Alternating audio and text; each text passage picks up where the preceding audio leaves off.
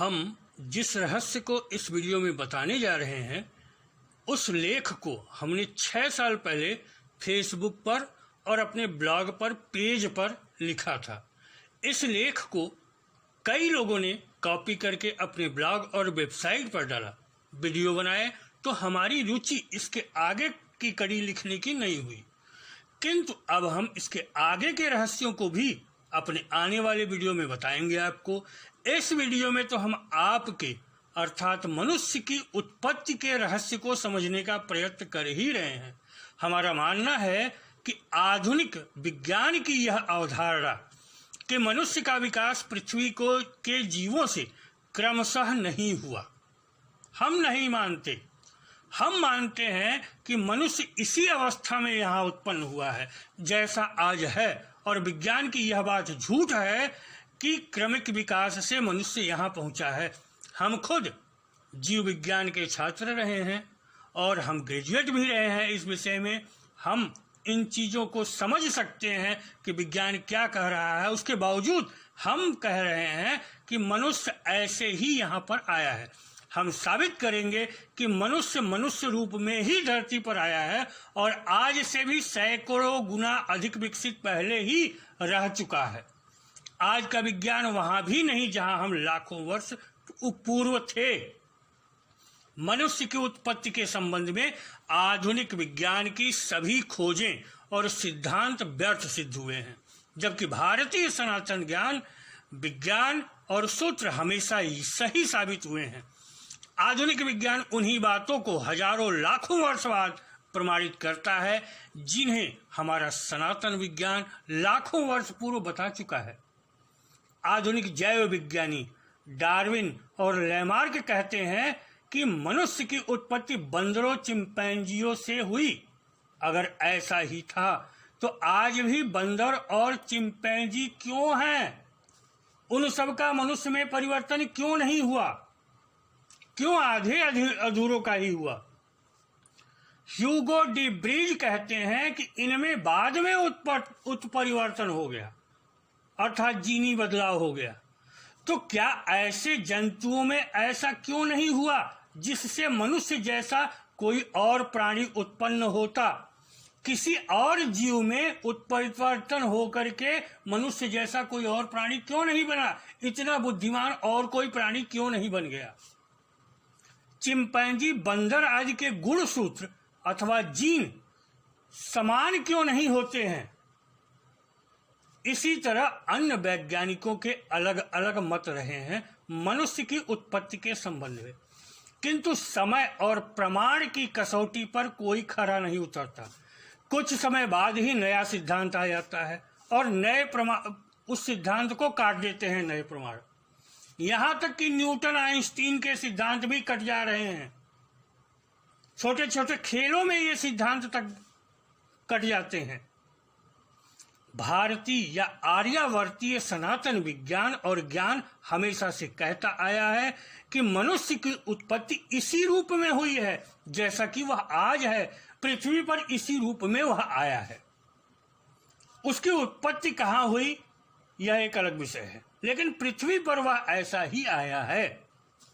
सनातन ज्ञान अथवा वैदिक ज्ञान में युगों युगों से मनुष्य की उत्पत्ति की अवधारणा है और इस आधार पर मनुष्य करोड़ों वर्षों से ऐसा ही है, जबकि आधुनिक विज्ञान के अनुसार मनुष्य का विकास मात्र 10-15 हजार वर्षों पूर्व हुआ है। इसके पहले मनुष्य खेती करना और आग जलाना नहीं जानता था।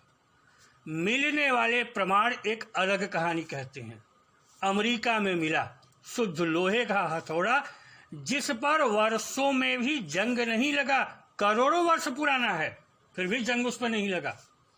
यहाँ तक कि उसमें लगी लकड़ी कोयला बन चुकी है, प्राकृतिक कोयला बनने की प्रक्रिया सी। रूस में मिला लोहे का पेंच जो बिल्कुल आधुनिक पेंच सा है, उसकी आयु 30 करोड़ वर्ष पूर्व बता दी जाती है। ऐसा आधुनिक विज्ञान ही कहता है। 30 करोड़ वर्ष पूर्व तो डायनासोर तक नहीं थे पृथ्वी पर। बुद्धिमत्ता पूर्ण जीव की कल्पना भी नहीं कर सकते आधुनिक वैज्ञानिक। सहारा के रेगिस्तानों में विशेष श्रृंखला में बनी पत्थर की आकृतियां करोड़ों वर्ष पूर्व की हैं। जो सूर्य की गति के अनुसार समय निर्धारण और खगोलीय गणना का आभास व्यक्त करती हैं। कहीं 320 फीट जमीन के अंदर से पत्थर की गुड़िया मिलती है, तो कहीं पत्थर पर बनी आधुनिक विमानों से भी विकसित आकृतियां मिलती हैं। कहीं लाखों वर्ष पूर्व उकेरी गई आकृतियां तो कहीं मनुष्य के जीवाश्म मिलते हैं। आधुनिक विज्ञान का ही जीन डिकोडिंग सिस्टम अब कहता है कि मनुष्य की उत्पत्ति इसी रूप में हुई है जैसा वह आज है, अर्थात सनातन विज्ञान हर समय श्रेष्ठ साबित हो रहा है। हमने बचपन में प्रख्यात निर्देशक और चिंतक गुरुदत्त की एक पुस्तक पढ़ी थी, जिसमें उन्होंने मनुष्य की उत्पत्ति 2 अंडों से इसी रूप में होने की बात कही थी। एक से स्त्री और एक से पुरुष की बात लिखी थी उन्होंने। वह पुस्तक आज भी हमको याद है, बचपन में हमने पढ़ा था। अगर गुरुदत्त विज्ञान जानते थे तो उन्होंने ऐसा क्यों लिखा, और अगर विज्ञान नहीं जानते थे तो ऐसा क्यों लिखा? अपनी खोजों के क्रम में उनकी मुलाकात संभवतः किसी ऐसे सिद्ध से हुई हो जिन्होंने मनुष्य को इसी रूप में धरती पर आने की बात कही हो और उन्होंने इसे अंडे के रूप में प्रस्तुत किया हो। कुछ भी हो, यह भारतीय दर्शन तो बताता ही है।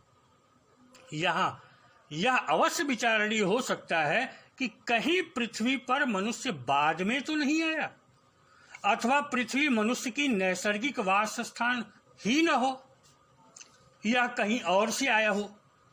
पृथ्वी पर आने पर आर्यावर्तीय क्षेत्र अथवा हिंदुस्तान के आसपास के भाग में विकास किए मनुष्यों को मूल स्थान और उस समय का विज्ञान ज्ञात रहा हो।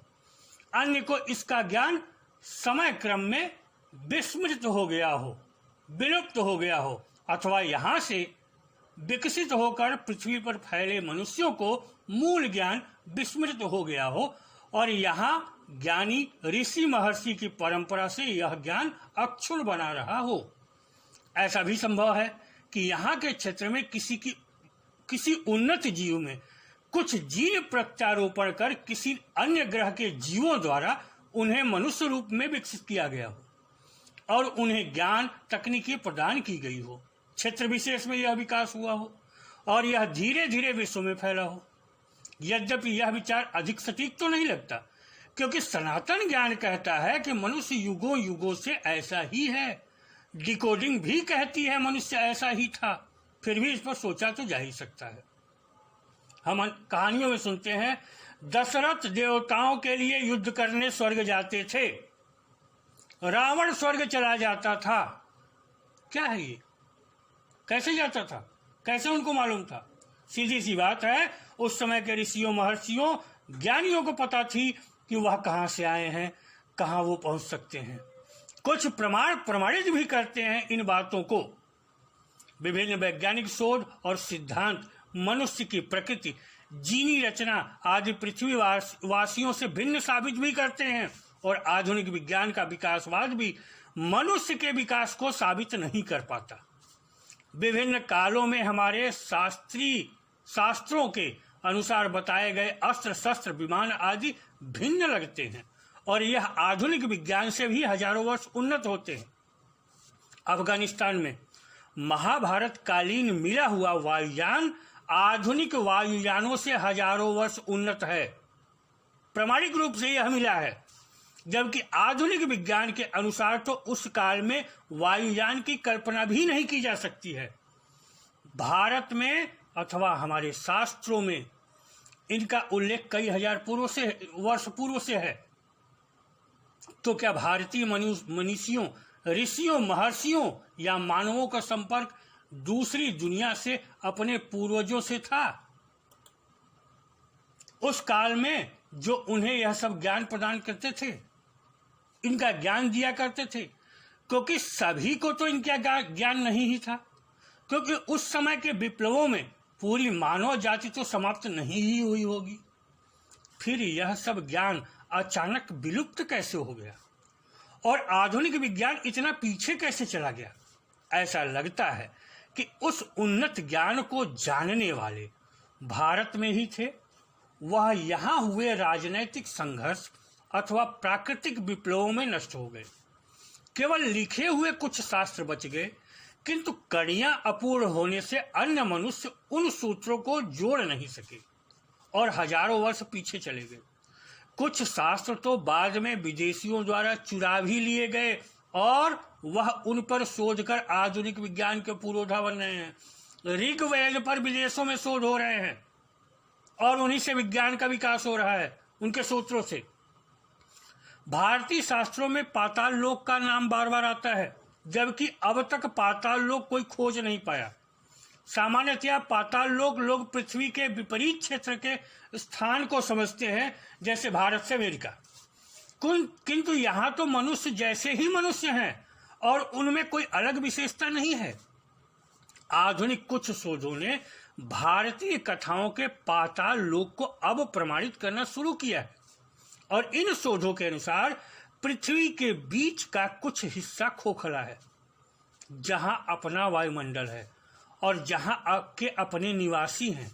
उस हिसाब से पाताल लोक वहां है और अगर यह है तो यहाँ की संस्कृति और ज्ञान पृथ्वी के आधुनिक मनुष्यों से अधिक विकसित होगा, क्योंकि यह उच्च विकास की अवस्था में होंगे, अतः पृथ्वीवासियों से कम संपर्क रख रहे होंगे।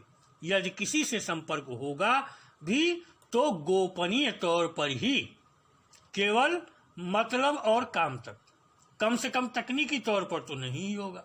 ऐसा जरूर हो सकता है कि यह समय समय पर योग्य व्यक्ति को संकेत और ज्ञान भले देते हों। बरमूडा ट्रायंगल, अमेरिका में अपने आप खिसकने वाले पत्थरों आदि का रहस्य आज तक सुलझा नहीं पाए आधुनिक विज्ञानी। ऐसा संभव है कि इनका संबंध पाताल लोक से हो। ऐसा भी हो सकता है कि पृथ्वी पर कहीं और से आए मनुष्य प्रजाति के लोग मूलतः पाताल लोक में बसे हों और कुछ को सतह पर विकास को रखा हो सकता है पाताल लोक का वातावरण उस मूल ग्रह सा हो जहां से मनुष्य आया हो। पृथ्वी पर कुछ स्थानों पर, विशेषकर ध्रुवीय क्षेत्र या बर्फीले क्षेत्रों में विशेष गतिविधियां कभी कभी आभास होती हैं और कुछ विशेष मिलता भी है जहां मनुष्य का आवागमन नहीं है और जो मानवों के लिए दुर्गम है। संभव है यहाँ का संबंध पाताल लोक या किसी अन्य लोक से हो। ऐसा कथाओं कहानियों में भी कहा जाता है कि परियां जमीन के नीचे से भी निकलती हैं।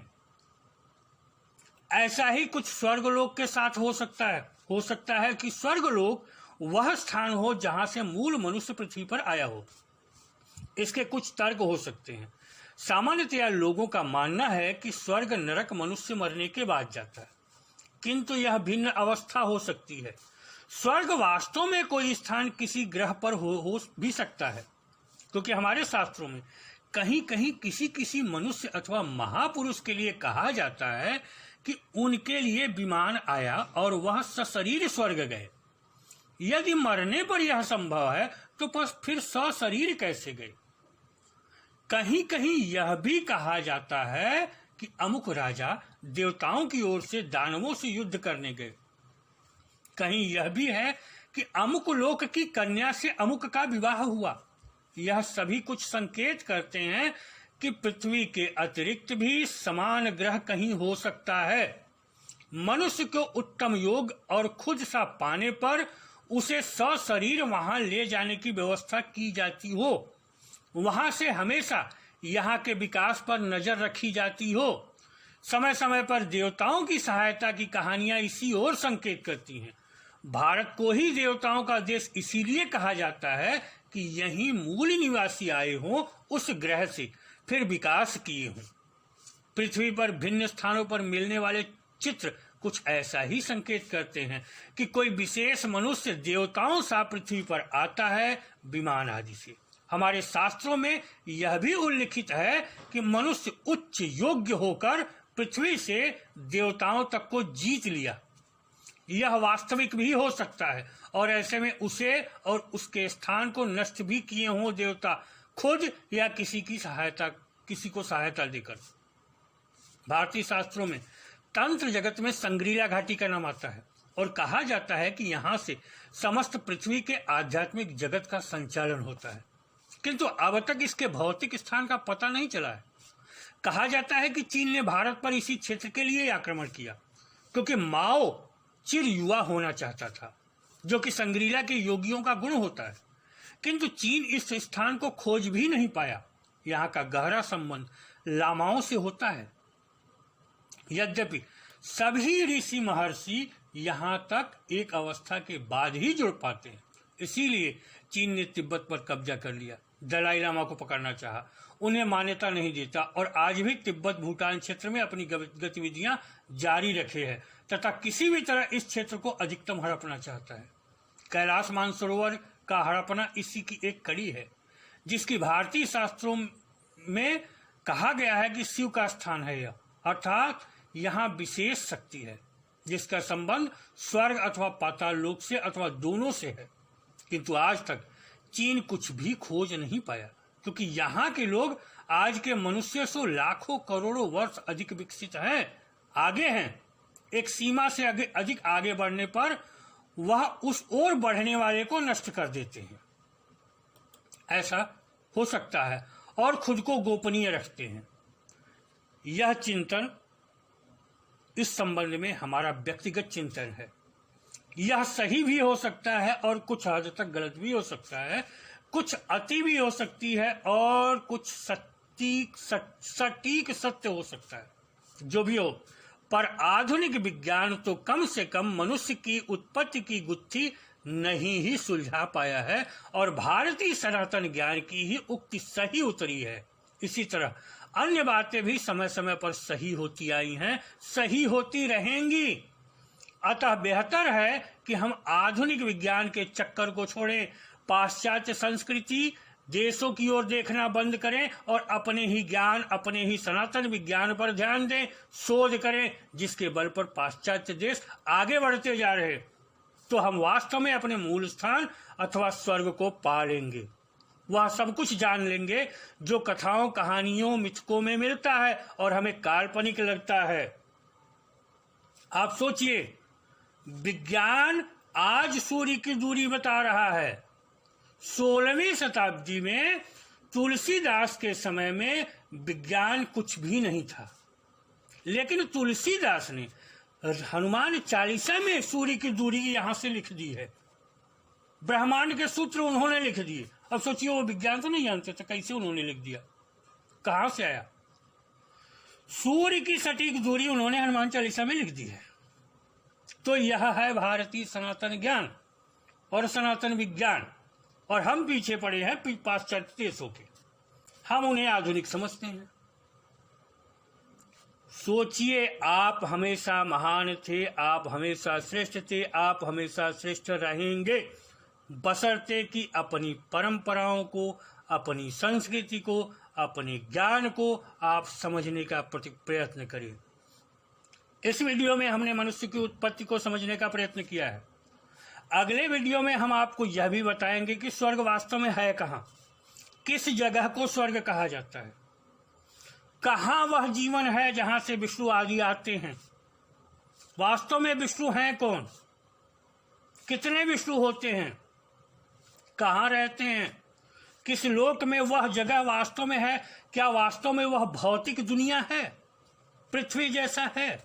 सब कुछ हम अपने आने वाले वीडियो में आपको बताने का प्रयत्न करेंगे। चूंकि हम फिर से लिखना शुरू किए हैं इस विषय पर, हमने बीच में छोड़ दिया था लोगों द्वारा कॉपी करने के कारण, लेकिन इस विषय को हम पुनः लिख रहे हैं। आपको बताएंगे आने वाले वीडियो में इन सब के पीछे क्या रहस्य हैं, क्यों यह आपको ऐसा लगता है। शुद्ध कल्पना नहीं है यह सब, यह वास्तविकताएं हैं, इनके पीछे सूत्र है, इनके पीछे विज्ञान है।